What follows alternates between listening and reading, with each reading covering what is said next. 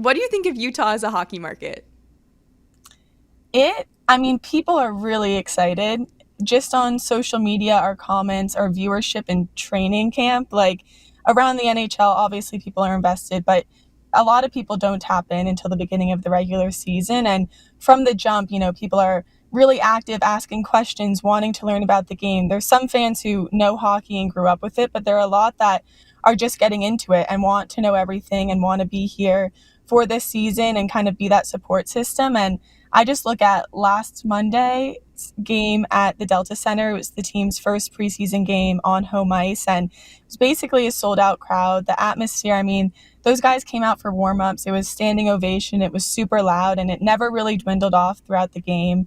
They rewarded them with the 3-2 overtime winner from Clayton Keller, and there were fights, there were penalties, power play goals, overtime, like I said. So you kind of got a taste of everything hockey can be, and people were loving it. And we talked to Lawson Krause and Liam O'Brien post game, and they were saying that was one of the loudest warm-up experiences they've had. And I think for the players, especially the ones who are in Arizona the past couple years and went through that transition period, it's just such a relief, and they called it a privilege to be able to have a place that is their own home ice in front of a crowd that is going to pack the arena every night, it seems. So the energy has been there. The players are excited, and I think it adds a little extra determination for them to put out a really good product on the ice, because I think around all the hype, people forget that like this is year 4 of a rebuild. But they all have said, Sean Dursey, Alex Kerfoot, they both said the other day, like, we want to turn a corner this year. And I think a lot of that has to do with wanting to perform for this new market who has embraced them from, they touched down here in April for that welcome party, and they were, a huge crowd then too. So I think hand in hand, it could turn into something special for the fans and for the players, just having this fresh start. Definitely. And these players work so hard. So it's really nice to see them be rewarded by having such great fan support in this new market. And something that I'm curious too, we chatted a little bit before we started taping about how at the practice facility, there's a new practice facility being built for the team, but currently they're using the Olympic Oval, and there's like speed skating going on Yeah. around the practice rink, and that's just sort of stuff that comes with a brand new franchise that like happens overnight, right? So what's it been like covering a brand new franchise that's really come out of the ground here just over the past couple of months? I think the first thing is just how insane it is how much has gotten done in literally 5 months. You look at the Kraken or the Vegas Golden Knights, like those were 2 to 3 years in the making, and they still had a couple things that weren't ready by opening night. So the practice facility, yeah, it's at the Utah Olympic Oval. So they have their retrofitted NHL ice, which is great. But around it are like 2 oval speed skating tracks, so it kind of circles the rink. So when they're practicing, sometimes the speed skaters are out there like doing competitions or having their own practice. But I think it's cool. President Chris Armstrong said one of our goals this season is to really connect with the community. And how much more can you do that than literally practicing alongside the community every day? And, a lot of the younger kids are skating on the rink next door, and they can stop and they can look at practice, and they're face to face with the players. So I think that's been a great introduction. But yeah, you think of all the logistics that I honestly don't have a way to explain how they got done. Even just jerseys and the Delta Center, they've started some renovations, but it's going to be a multi-year renovation. But having ice there, having enough seats ready that don't have obstructed views, equipment, all their things on the ice are Utah Hockey Club labeled, getting the coaching staff out here, the players, like it is truly remarkable. And everyone in the organization has just given such kudos to Ryan Smith and Ashley Smith of Smith Entertainment Group, who acquired the team. They've evidently put a lot of money into this thing, but they say that they really care. And Ryan Smith sat the team down and made them talk about what they needed, what they didn't have in Arizona, and what they wanted to be better in Utah. And he's provided through and through. And it's going to be a multi-year process, like I said. Like they'll be ready for the season, but it's not going to be seamless. But yeah, for them to be where they are when they found out they were moving here 5 months ago is pretty crazy. And I think it's just nice to feel supported by ownership as a team. Completely.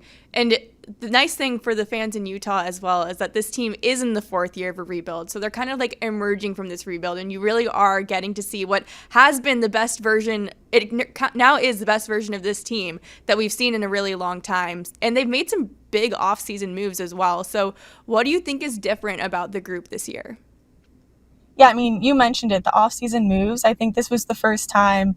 I mean, it's technically a new team, but when they were Arizona too, people weren't signing in Arizona when they were a free agent. And Arizona wasn't able to land the big trades because they didn't have the assets, or they didn't want to give up future picks because they needed those. But they got Sergachev, which was huge for their blue line. Bill Armstrong really focused on shoring up the defensive end of things, which was much needed. Ian Cole, a two-time Stanley Cup veteran, he's there. He's playing with Sean Dursey right now. And then John Marino, too. He's injured right now. We're not sure if he'll be ready for opening night, but that's three defensemen who have been through the ranks in the NHL. Sergachev's only 26, but he also has two Stanley Cups, so that's big. And then a guy like Kevin Stenlund, who won the Cup with the Florida Panthers last year, he signs in Utah, and he's huge. Power play, penalty kill, kind of fourth line stalwart, and those are the guys you need to find a balance in the locker room. Utah is really exciting because a lot of their prospects and young players are panning out well. You look at Dylan Gunther, who just got an 8-year contract extension, and obviously Logan Cooley, who's going to be a name on this team for a long time. But those guys need support, and they need someone to look to who has been through it before. And NHL teams have success when they are able to pair, young talent with veterans. And that's something Utah went out and did this year. So I think that's super different. Just a heightened winning culture. Ian Cole said he's made the playoffs the last 14 consecutive years of his 15-year NHL career. So, making the postseason is kind of a standard for a lot of the guys they brought into the locker room. And that's the goal for them. Who knows how achievable it is, but the expectations have definitely been raised. And that was not the conversation in Arizona last year, and I think they're going to be playing impactful games at the end of the season, whether that means fighting for a wild card spot or just missing the playoffs. But it's going to be, I think, a different compete level for sure. Yeah, I think Utah is actually going to surprise a lot of people this year. In Boston, they actually play each other 6 games into the season. I think it's October 19th, if I'm not mistaken. So pretty soon here. How do you think those two teams are going to match up?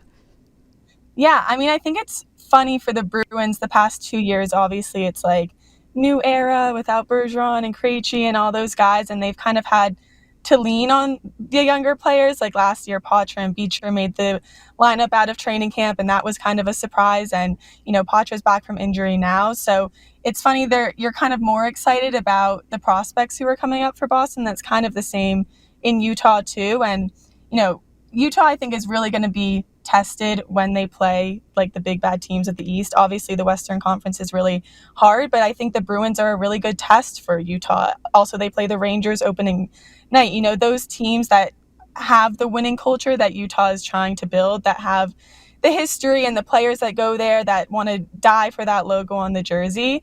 And the Bruins are cup contenders, I would say that.